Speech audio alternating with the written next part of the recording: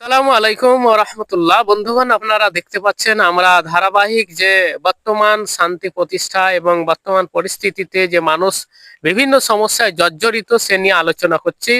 আজকের চতুর্থ পর্বে আলোচনা করব। আমি প্রশ্ন করব, প্রথমে চলে যাব। দেখতে পাচ্ছেন যে আমাদের গবেষক রয়েছেন, তিনি এই ব্যাপারে অ্যান্সার দিবেন যে শিক্ষা, স্বাস্থ্য, কর্মসংস্থান এগুলো বাদ দিয়ে ধর্মীয় ইস্যু কেন এত অগ্রাধিকার পাচ্ছে, এ ব্যাপারে আপনি কি বলবেন?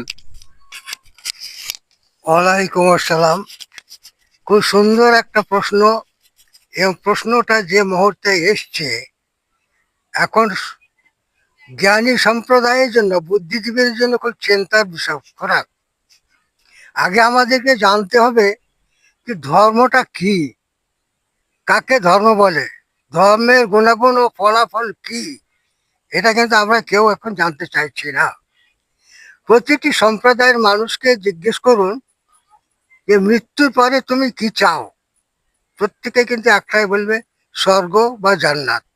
কেউ জাহান্নাম বা নরক বলবে না। একটু ভাববেন, তাই চাহিদা সবারই কিন্তু এক। এবার বিভেদটা কেন আসছে, কোথায় আসছে? মন্দির, মসজিদ ইত্যাদি নিয়ে। তাহলে আমাদের চাহিদা যদি এক, তাহলে সেই এক রাস্তায় কোথায় কিভাবে গেলে পরে সেই স্বর্গে ঈশ্বরের কাছে পৌঁছানো যাবে, এটা কি আমরা ভাবি? ভাবি না। মন্দির মসজিদে গিয়ে কোথাও কি দেখাতে পারবেন যে এখানে একমাত্র ঈশ্বর থাকেন, আর কোথাও থাকেন না? ওইটা হচ্ছে একটা কেন্দ্রীয় বিন্দু। কিসের কেন্দ্রীয় বিন্দু?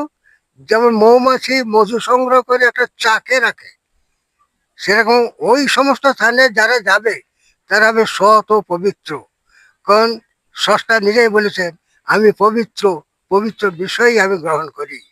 তা সেই পবিত্র কি আমাদের আছে? এটা একটু চিন্তা করবেন। আমি বলছি না যে আমার কথা মেনে নিন, আমি শুধু এটাই বলবো যে একটু চিন্তা করুন। এখন যে পরিস্থিতি চলছে ধর্ম নিয়ে, খুব ভালোভাবে আমাদের চিন্তা করা উচিত যে ধর্মটা কি এবং কেন। যখন ঈশ্বর হচ্ছে অদৃশ্য অথচ বাস্তব, এই অদৃশ্য অথচ বাস্তব জগৎ আছে একটা, সেটাকে বলা হয় কি স্বর্গ বা নরক। সেই স্বর্গ নরকে যাবে কে বা কারা? কিসের ফলে? সেখানে কি মিটিং মিছিল করে কেউ যাবে ঈশ্বরের কাছে যখন তার বিচার চলবে? বলতে পারবেন কোনো রাজনীতির নেতা মন্ত্রী যেতে পারবেন? পারবেন না। অথচ দেখুন, কোনো সামরিক বাহিনী যখন মারা যায় বা কোনো গণ্যমান্য ব্যক্তি মারা যায়, তখন তার আত্মার শান্তি কামনা করে আমরা প্রার্থনা করি। কেন করি? তাই নিশ্চয় সত্তা একজন আছেন, তিনি বিচার করবেন। তিনি কি আমাদের প্রার্থনার উপরে তাকে স্বর্গ দেবে, না তার কর্মফলে তাকে যেতে হবে? এটা একটু ভাববেন। আর অদৃশ্য অথচ বাস্তব, সেটাকে বোঝাবার জন্য আপনাদেরকে বলছি। ধরুন আপনার খুব পরিচিত একটা স্ত্রী আছে, কোনো নারী আছে যে অপূর্ব সুন্দরী, তাকে নিয়ে আপনি ঘুরছেন ফিরছেন, হঠাৎ চলতে চলতে কোনো কারণবশত সে মারা গেল। কি করব আমরা?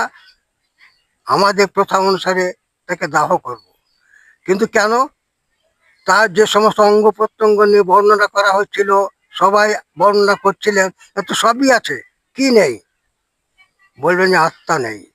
তাহলে আত্মাকে কি আমরা কখনো দেখেছি? দেখিনি। এবার ওই মেয়েটা যদি আত্মা চলে আসে, তখন তাকে আবার সেই ভালোবাসতে থাকবো। তাহলে অ্যাকচুয়ালি আমরা ভালোবাসি কাকে? আত্মাকে। এই আত্মার জগতের জন্য হচ্ছে ধর্ম। ধর্মটা কিন্তু অন্য কিছু নয়। তো ধর্মের মধ্যে আবার ভাগ আছে, বিভিন্ন ধাতুর বিভিন্ন রকম ধর্ম। মানুষের জন্য মানুষ ধর্ম হচ্ছে ঈশ্বরকে পাওয়ার রাস্তা। কিভাবে ঈশ্বরকে পাওয়া যাবে সেই নিয়ে চিন্তা ভাবনা করা। আমরা সেদিকে চিন্তা ভাবনা না করে দল সংগঠন মারাবার জন্য আমরা চলে যাচ্ছি অন্যদিকে, শুধু রাজনৈতিক স্বার্থে, আর অন্য কিছু নয়। অতএব আসুন আমরা প্রত্যেকেই চিন্তা করি যে সত্যিকারের ধর্মটা কি এবং কেন, কি তার সত্যতা, তার ফলাফল কখন পাওয়া যাবে। এইটুকু আজকে বললাম। আসসালামু আলাইকুম। ওয়ালাইকুম আসসালাম রহমতুল্লাহ। উনি খুবই সুন্দর আলোচনা করলেন, খুবই গুরুত্বপূর্ণ। এটা আপনারা অবশ্যই শুনবেন এবং অনুধাবন করবেন, এবং কোনো প্রশ্ন থাকলে অবশ্যই আমার কমেন্ট বক্সে আপনারা অবশ্যই প্রশ্ন করবেন। পরবর্তীতে ইনশাল্লাহ উত্তর দেওয়া হবে। আসসালামু আলাইকুম রহমতুল্লাহ।